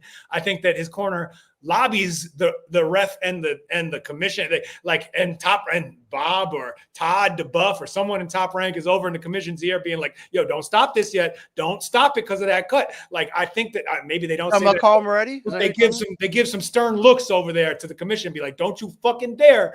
Don't you do this to my guy. I think that they give Navarrete more time, right? They don't stop it after just one round there. Because, honestly, man, think about the cut that they let Tyson Fury fight 10 rounds with against whatever his name, Otto Wallin.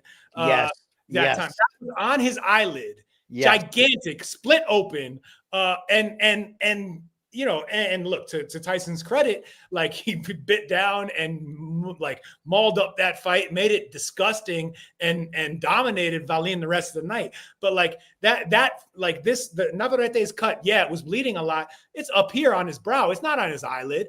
It's not spilling into his eye. That matters. It makes it harder for him to fight, but he's not in danger. It's not one of those, look, we're not doctors, all right? And I'm talking like I know more than I do. So, disclaimer, I may be completely motherfucking wrong. But, as someone who has watched a lot of boxing has seen, cuts happen throughout the years.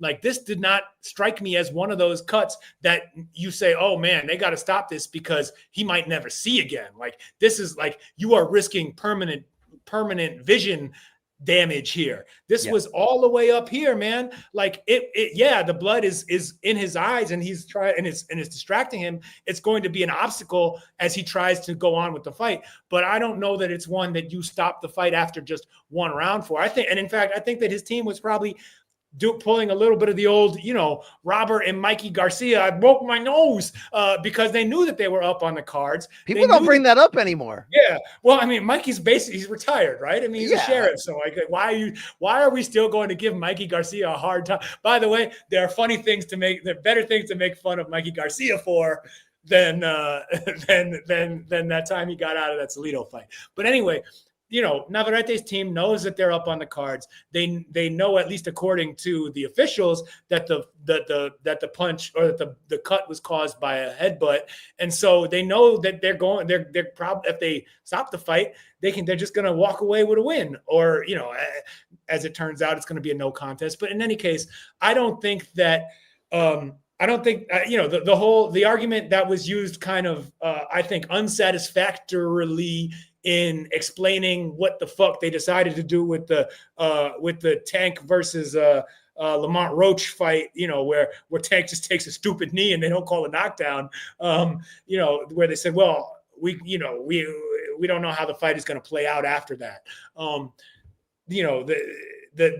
That reasoning, I think, actually works better in this case, because you don't know how everyone would have responded if that had been ruled caused by a punch. And so while it's disappointing, look, Suarez fought his balls off, right? He did. He's like, I'd want to see more of him against anyone in the division at 130. It's the kind of thing, but so I feel for him, but I think the no contest is kind of makes sense to me in this one. All right. I mean, I was trying to compare it to the Tank Roach situation, which was a debacle and mishandled by the New York State Athletic Commission. But I guess technically they're claiming they didn't have the replay in time to be able to rule that. I don't like, how do you feel about changing a result after the fact? That's what I'm hung up on a lot.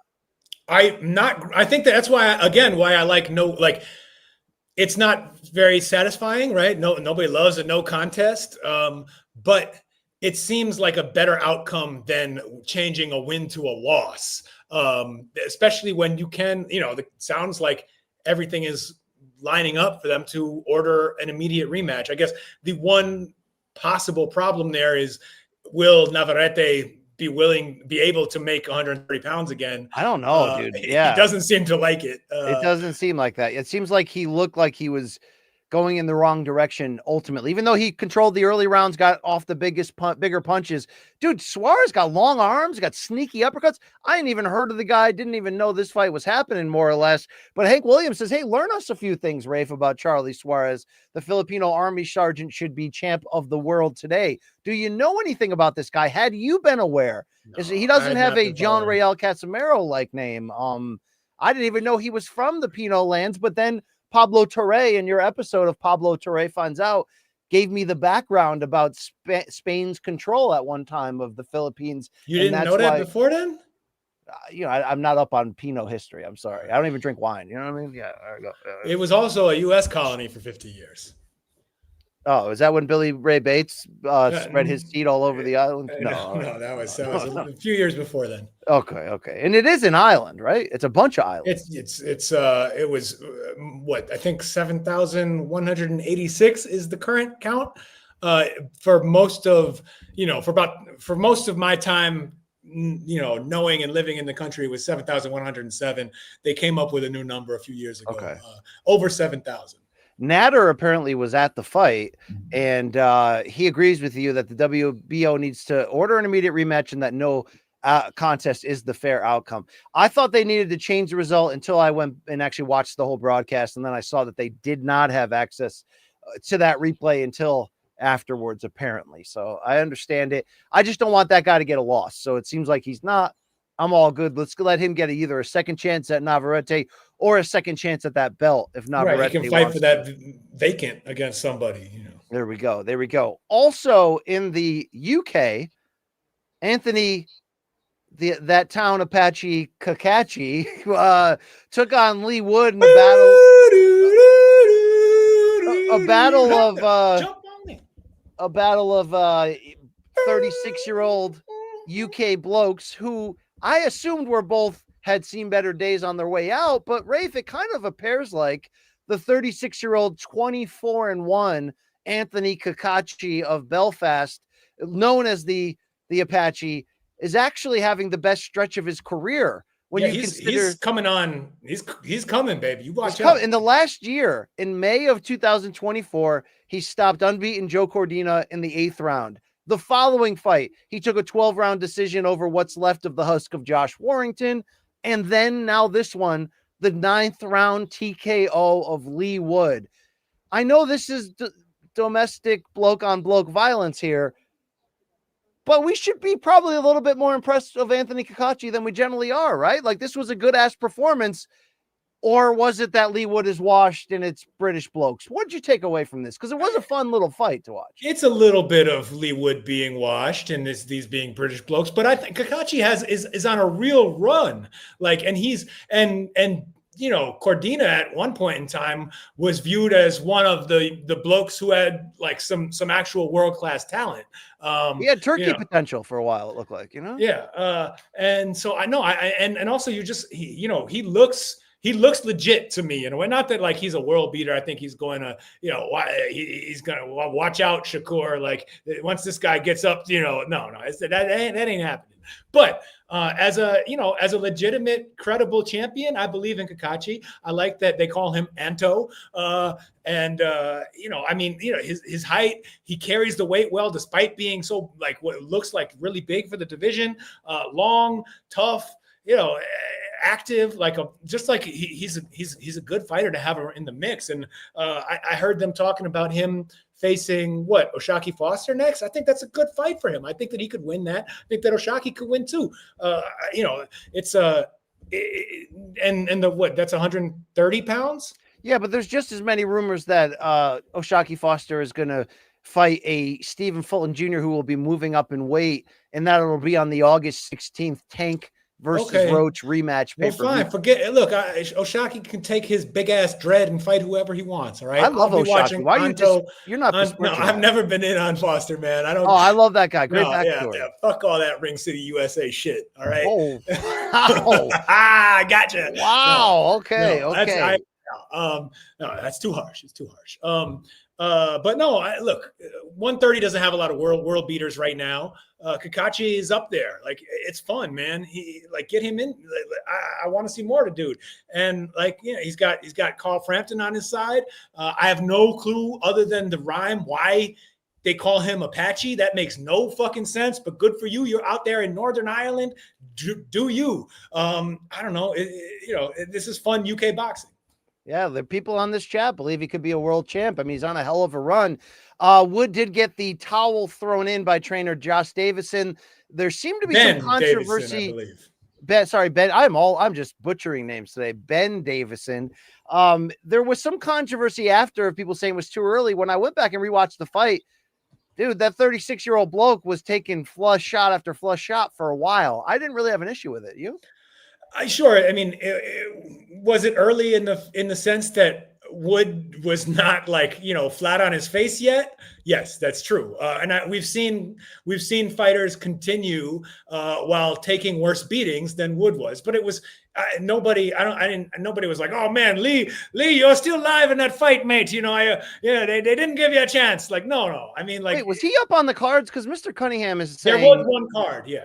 He's saying, what's worse, the Navarrete cutter having Wood up on 2 cards? I didn't know about that. Was he up on 2? I knew there was at least one. Maybe there were 2. Yeah, that's bad. But they were fighting in Nottingham, man. I mean, you can't expect straight scorecards in the UK, even if you're from, the Commonwealth. Yeah. Probably both, guys. A little bit of both here on my constant butchering. ¿Por qué no los dos? Apache is an old Irish word for a dolphin's pecker, says Mr. Cunningham. So that is that lines up effectively right there. Anjo the Dolphin Pecker Kakachi. Elsewhere, Would he? I'm down with Apache if he will, walk to the ring to Sugar Hill Gang doing the Fresh Prince dance. Okay, you got to do it. You know what I'm talking about? You know what I'm talking. Get Carlton out there with him. Like, yes. God damn, that would be awesome. You don't mean the late Carlston Harris. You don't mean that, but no. Isn't it Carlton Banks, man? What are you talking about? Oh wait, I was thinking of the late Carson Jones, not Carlston Harris, the UFC fighter. Yeah, I guess I'm having a seizure on air right now, guys. Sorry. Don't take anything I'm saying as actual facts right now. Actual factual. I wanted to get your take on a couple things lingering in the box sphere. One whoa, relax. What? Relax. Come on. We got to shout. I know you didn't watch it. Let me pull your card, Mr. Hardcore. But, my man, Skinheads on Saturday. Kaz Ioka. Yes. Fighting balls out and losing to that Argentine. Marcos Maidana was there with him in the ring.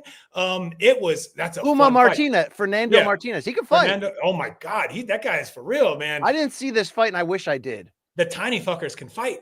And Kaz Ioka, has he ever been in a bad fight? I mean, he fucking lands this like beautiful Sunday punch combination, like stands Martinez in the 9th round, or the 10th round, stands him up with this left hook, then steps right in over the top with his right, then boom, right a button, another left hook, right on the chin.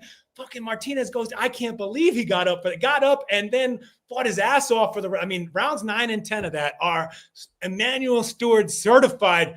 Oh my God, look at this moments. I mean, you should watch that fight. Did you happen to hear Lampley on the Chris Mannix show? I did. My favorite part, let me just start. There's a few sound bites I might want to clip from there, by the way. My favorite part was when he quoted his ghostwriter telling him that his own book was the greatest thing he'd ever read. No, it wasn't a good book, Jim. It was a great book. Congrats, Jim. I'm sure it is the greatest thing ever written. There were a few of those where I was like, Rafe is going to have something to say about that comment. Definitely. I wish I had written it down with timestamps. Quickly back to Navarrete. I got to bring something up. So he missed weight. And look, I'm no #body guy, #what a beauty, #body Oscar. But it looked like for a world champion, he had a little bit of love handles going on. He's not chiseled like his opponent, the Army Sergeant, was.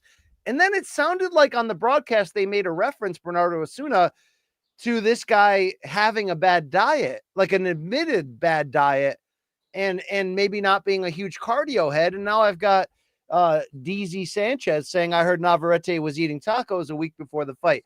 Is this something I don't know about? Is Navarrete a noted candy liquor, junk food assassin, liquid crack?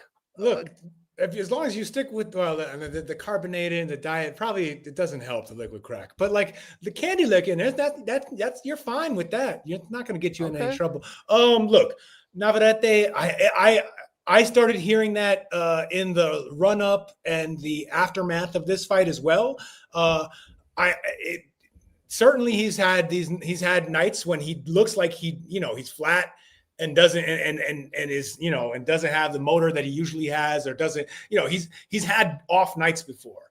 So it's the idea that could be linked to him not having great camps, or like that all tracks. It makes sense. It was always hard to judge just by looking at his body because he's never been cut, right? He's always had an unusual style. He breaks all the rules, Brian. He breaks all the rules, but he finds a way to make it work. But like tell me about his dad, please, Kriegs. Right? I've never met the man. He's never been cut. He's always sort of had this like weight bully thing going on where you're like, I don't know how the fuck he made weight, but here he is.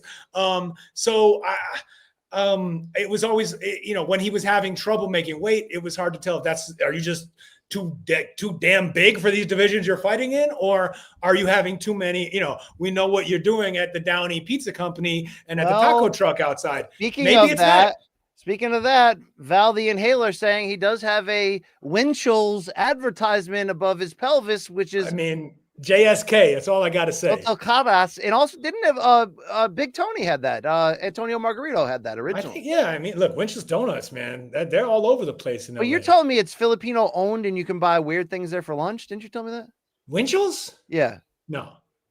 What, isn't there a Filipino connection to Winchell's? You're saying no. Are you? I think maybe you're thinking of the fact that the vast majority of Southern California donut shops are Cambodian run and owned. I don't know what I'm referencing. I'm having a stroke on air, apparently, but the pink donut box is invented by. Yes, I mean Winchell's have been open since the beginning. Nando is correct and right. Also, I'm glad Hank Williams brought this up because I didn't get to fully watch it. I watched some highlights, but Erickson Lubin on Pro Box gave it to Ardreal Holmes Jr. late after a pretty boring fight. I read Hammer Lubin got the win by brutal KO, absolute beatdown. Now Erickson Lubin is the mandatory for one Bakram Murtazaliev. Do you believe Erickson Lubin, originally promoted, by Mike Tyson out of high school and Gary Jonas, that's the Pro Box connection playing through there. Is there another run in old Erickson? He did beat Jesus Ramos Jr. He's on a good run right now. I know he gets knocked out in the big fights, but what do you think about the Hammer? Yeah, well, I mean, why? Like, he's got started very early, right? So he's probably still he's probably only late 20s now. Yeah.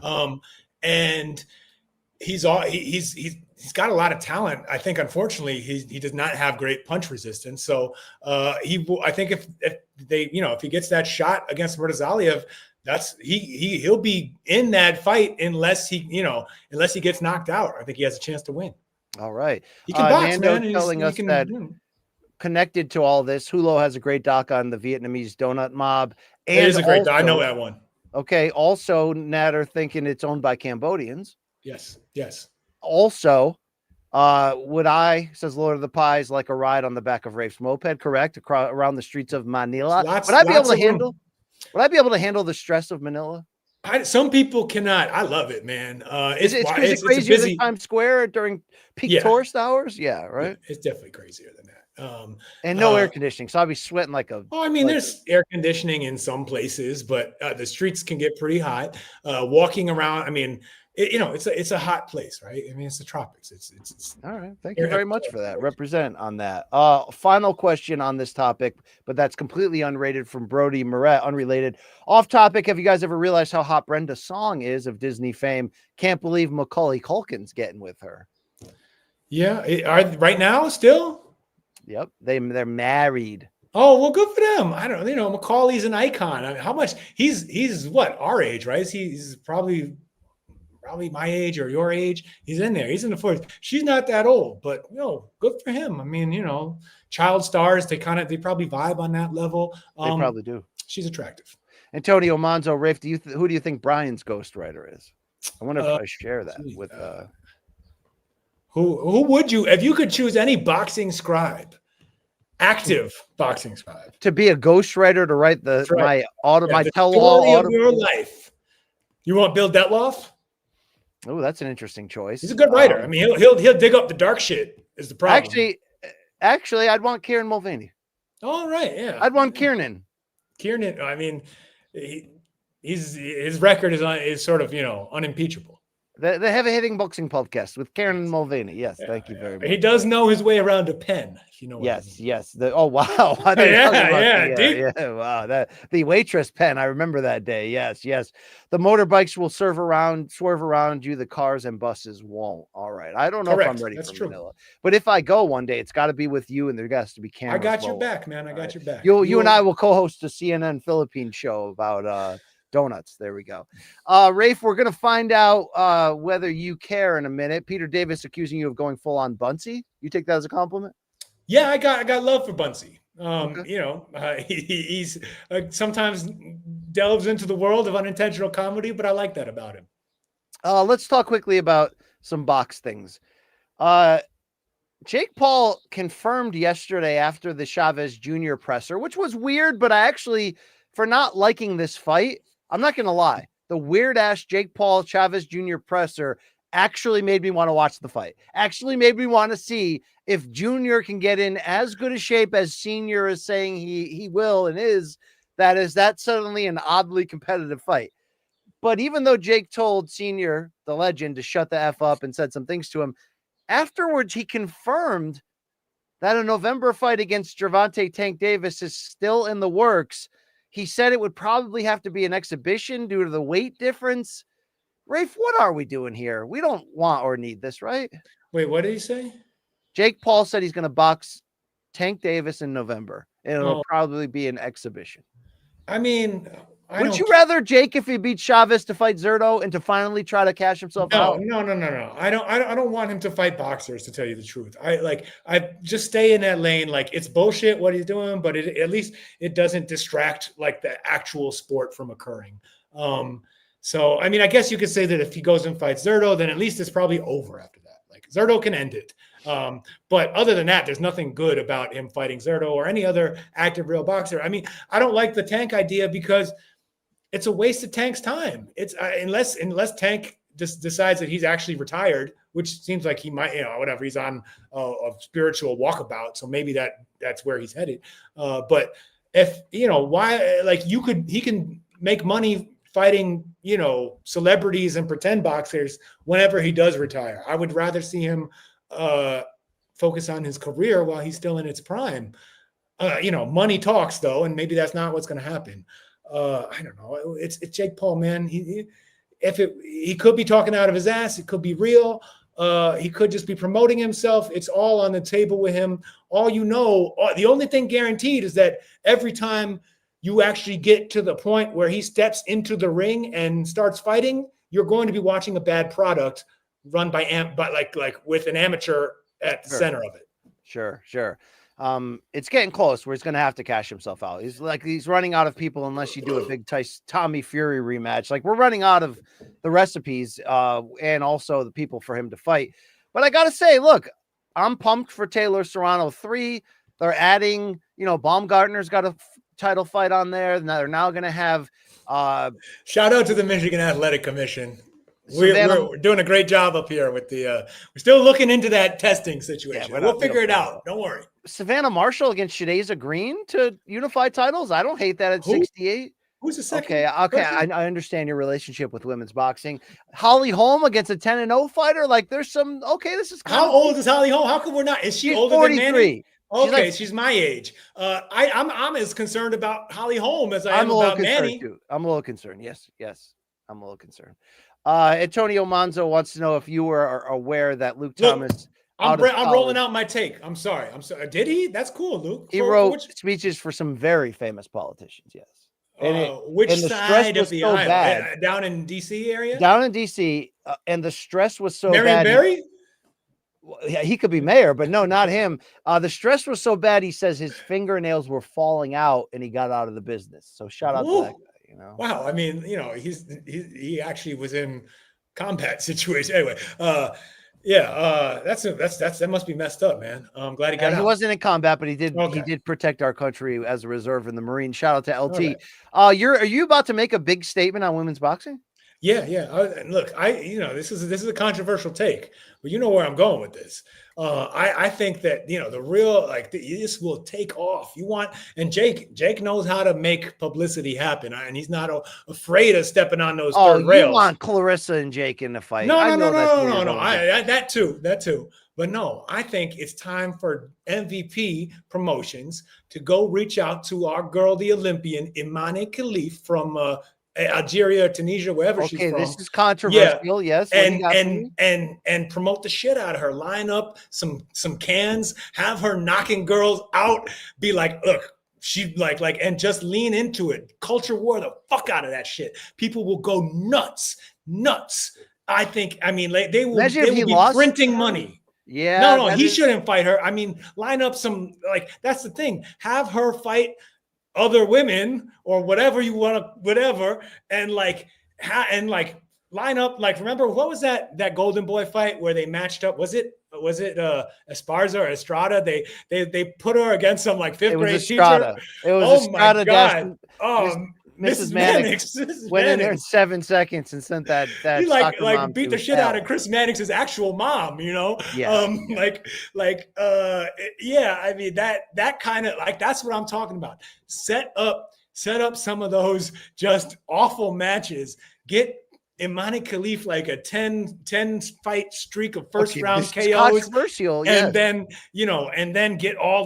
just whip up all the, like trans rights and anti-trans activists. People will be going crazy. It's good business. Let's do this, boxing. Come on, get as low as you can. You can always find another level to the basement, and Jake Paul will bring us there. HE will help us. He'll be putting up the money. They want you and I to do a live fight companion for that all women's card. I don't Let's think do that's it. gonna Let's happen, fucking but, go. All right, let's find out if you care, and I don't think you'll care this weekend. And then maybe we'll have a couple minutes for the fans to pick your brain. I mean that could be wild. So get your Rafe questions queued up here. Rafe, let's quickly go through the weekend schedule. Do you care? That was last night. That's already over. So now we're gonna go to Saturday, London. I know this is big for the blokes on Days In, but I don't really care. Johnny Fisher versus Dave Allen rematch, 10 rounds, heavyweights. Do you care? I mean, I've enjoyed the Dave Allen experience at times in all of his many nicknames, but this is where are you at with this? Oh, come on, man. Have a heart. All right. These blokes, they care. They go after it. That I remember, I forget why, but I actually saw their first fight. It was on a Riyadh season card, and it was wild. It was wild. I mean, so why not? Who doesn't want to see that again? That it's like Dave Allen is, helping to expose this prospect who turns out might not be that very good. And it's like a sloppy Super Bowl. We love these. Okay. How many Prince Charles Martin fights did you try and talk me into over the years? This is just as bad, more likely to be entertaining. I feel like I was ringside when Czar Glasscock's knee fell off and Martin became champion, but I don't know if that's actually true. Was I? It happened. It happened.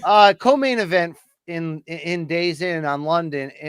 Kieran Conway versus Jerome with a G Warburton for Conway's Commonwealth and vacant British middleweight titles. You don't care about that. No, that's too far. That's just too far. By the way, Sandy Ryan sneaky, or is it just me? Another topic for another. Yeah, for sure. All right. It's like, why do you think I got all these paint cans? She got to be working with something to steal Michaela Mayer's, man. Come on. That's what I'm talking about. Let's also stay in Saturday, Commerce, California, live on UFC Fight Pass. It's a Tom Loeffler 360 Promotions deal as Sergey Boachuk, one of the top 154s in the world, will have a 10-round main event against Michael Fox. He's tall, that fellow. Oh, big Michael. Yeah, Mykal Michael Fox. Yeah, EL, but this is not a shitty fight. This is decent. Yeah, that is decent. It's not. It'll be interesting. Like Fox is tricky. He's a little bit of a spoiler at that height. And it'll be interesting to see if Boachuk can get in. Get in on that guy. Get in on that ass. So this is Commerce, California. That's the what's that casino called? I spent a long weekend. The Commerce Casino. It's called. Yes, that is that's a dark famous place. poker room. Very famous poker room. It's an experience, Rafe. I spent a whole weekend there. It's an experience. I don't know how you're in Commerce and missed the outlets, but yeah. I missed the outlets. Omar Trinidad versus Alexander Espinoza is your featherweight co-main. And don't forget, Mizuki Haruta will defend her WBA Women's Junior Bantamweight title against Carla Marino. I know you don't care. I don't care. To the BCXers out here from California, is that the worst stretch of the 5? Because to me, that was the worst. When you're passing Commerce, for some reason, it's just always hell there. Hell on the 5 there. That's what I hear. That's it. 2 other off TV cards with no husk of old names that we would care about. That's your box for the weekend. Let's see if the fans have any questions for Rafe on the way out. This is an AMA. Ask Rafe anything, okay? Rafe and Brian got to attend the Berlanga fight in New York. Oh, yeah, let's talk about that quickly. Thank you, Antonio. It is announced. So Rafe, Jake is going to have his Netflix card Friday, July 12th or 11th, one of the two, at MSG. The next night on Saturday from the tennis stadium in Queens. Oh, cool. That's going to be that Turki-Ring magazine card with Shiraz versus Berlanga and Shakur versus Zepeda. they have a press conference today. Are you down with that venue? Better than Yeah, Times Square, why right? not? I mean, look, I've never been to the U.S. Open. Surprise, surprise. Tennis was not my sport. I've been over there because it's right across from Shea Stadium or whatever, City Field. Yep. But yeah. I mean, like that would be fun.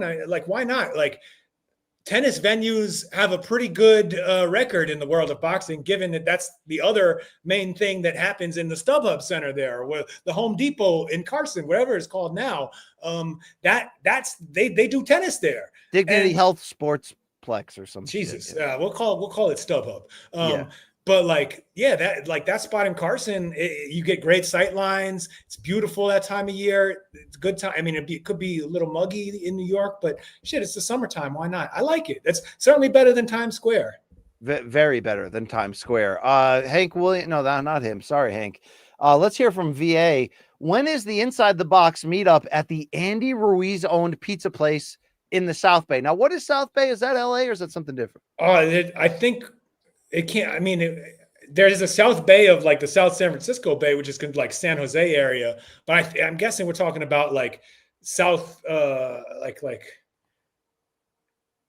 South Bay. Is that like Torrance in LA? I don't know that, but like basically Torrance, Cerritos going towards Long Beach.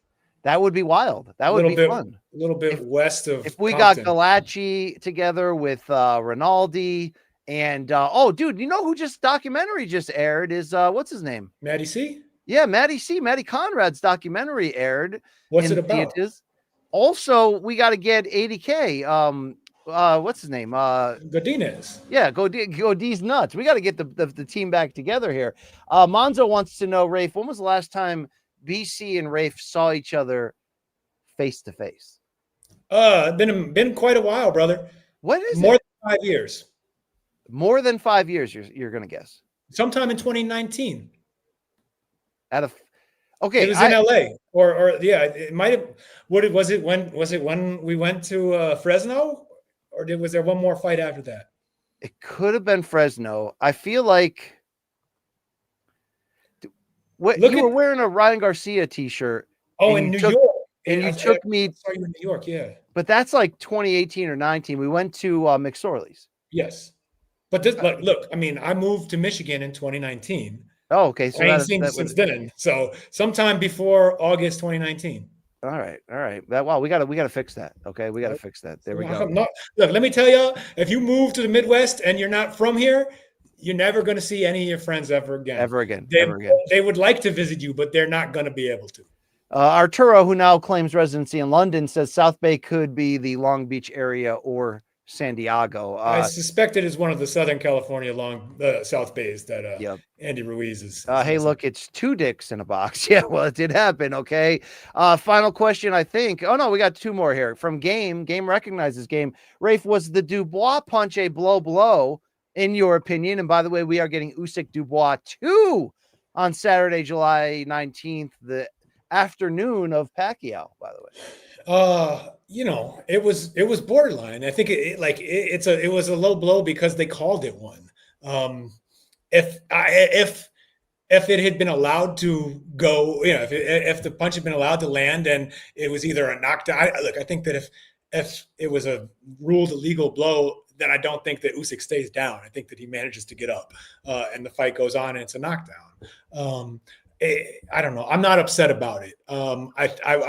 I think that it was okay to call it low. That's what the ref decided.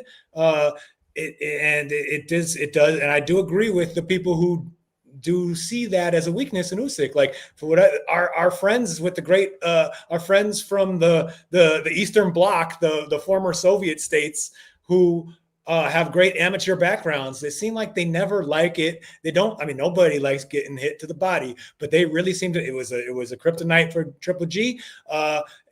Usyk doesn't seem to like it either. You still got to catch up with him and land to his body. But I guess I still feel like it wasn't, and I was fine with the result. But I also am an Usyk guy, so maybe that plays into it, right? You don't think it was a low blow? No, I do. I do think it was a low blow.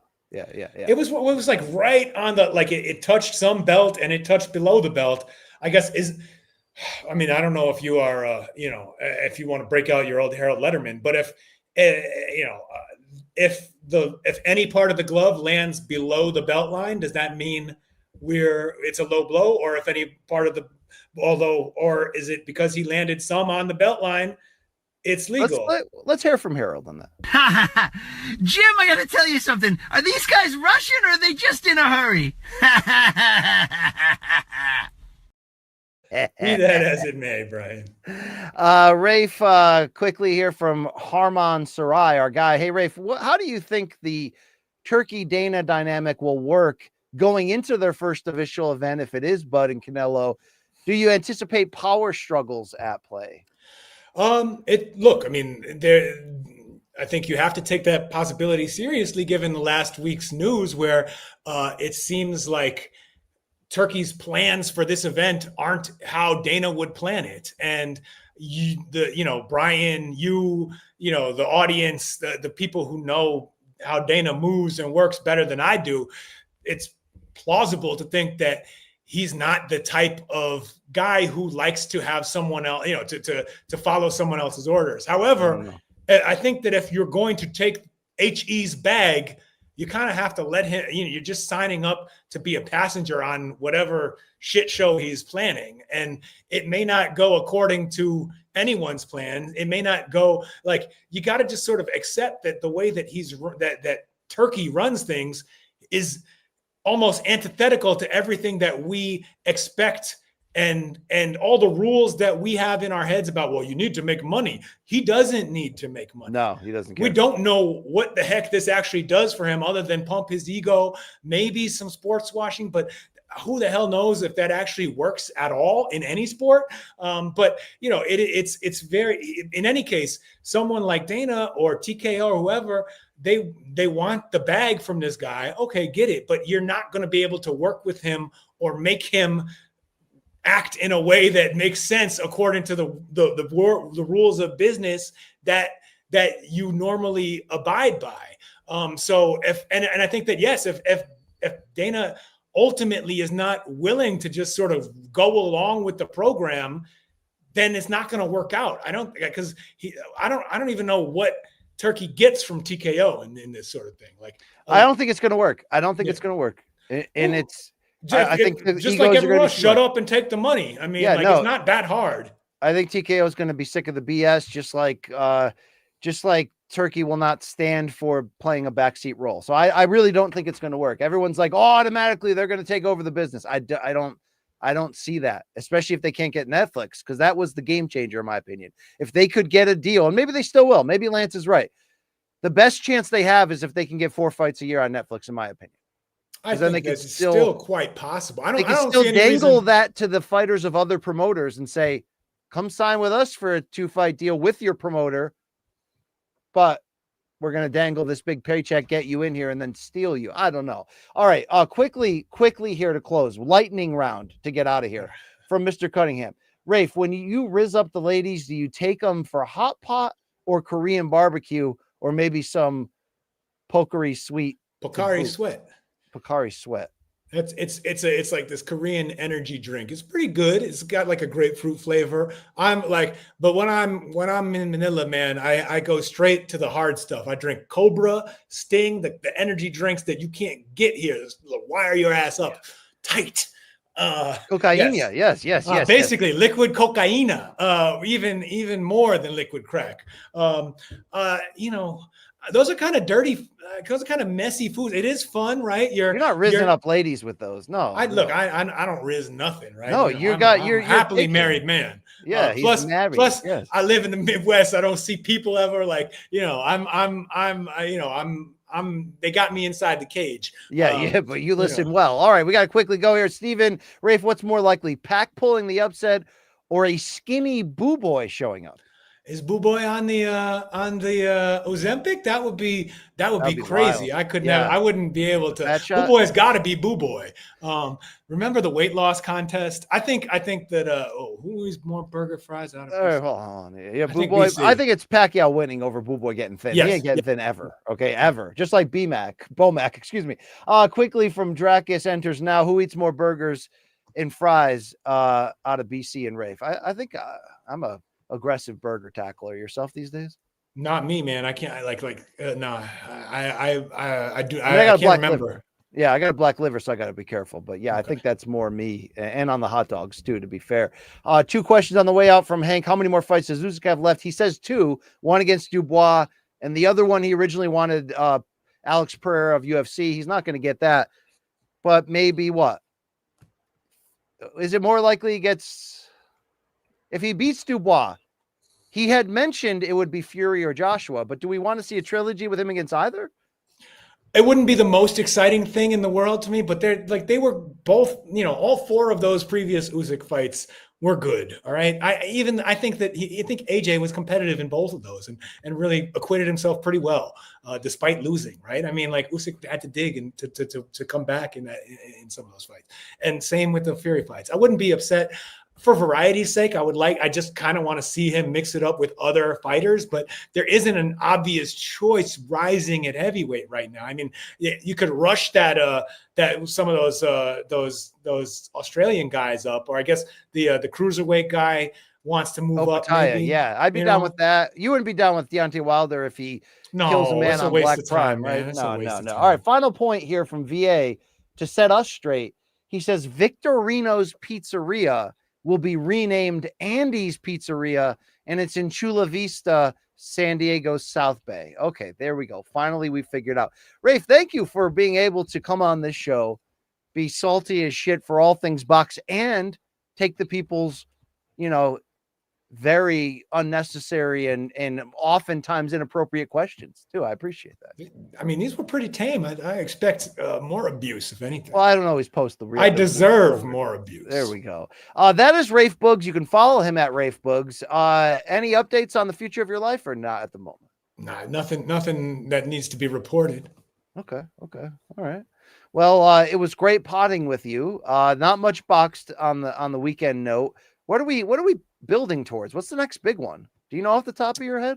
I mean, it be there's Manny's in July. What's in June? There's a fight or 2 in June, I think. I feel like my mind doesn't work anymore. Terry Harper on May 23rd. You're going to definitely want to pick that. Josh Taylor's fighting Ekau Esuman on May 24th. When did Bam fight? Is he fighting? He fights over the summer. Bam fights on the same day as Usyk, Dubois, and Pacquiao, unfortunately. Oh, all in July on the same day? Yeah, we got Jake Paul June 28th. What else? Caleb Plant May 31st. I'll be on that call in Vegas. Who's he fighting? Keyshawn Davis June 7th against Edwin De Los Santos. I'm in on that. You? Yeah, I'm in. I mean, we're not expecting De Los Santos to be much of a problem for him, right? Oh my God, Mickey Bay's back off TV in a main event, Newtown, Pennsylvania, June 7th. Wow. Where's Newtown, Pennsylvania? I don't know. Let's speak of the devil on that one. Shout out to my tetanus shot, baby. Nakatani June 8th, Opataya June 8th. Yeah, there's not nothing crazy going on for a little bit. We're gonna build toward it. All right, that's the show for today. Enjoy yourselves, guys. Pleasure. I mean, take care of yourselves. Rafe, do you have anything nice to say to these people? The hardcores, the not the regular fans. I don't know. Do I have to say something nice? No, you don't have to at all. All right. Well, I guess, are we out? Yeah, we're out of here. Maybe people should listen one more time to this fantastic outro. With peace. Be with you.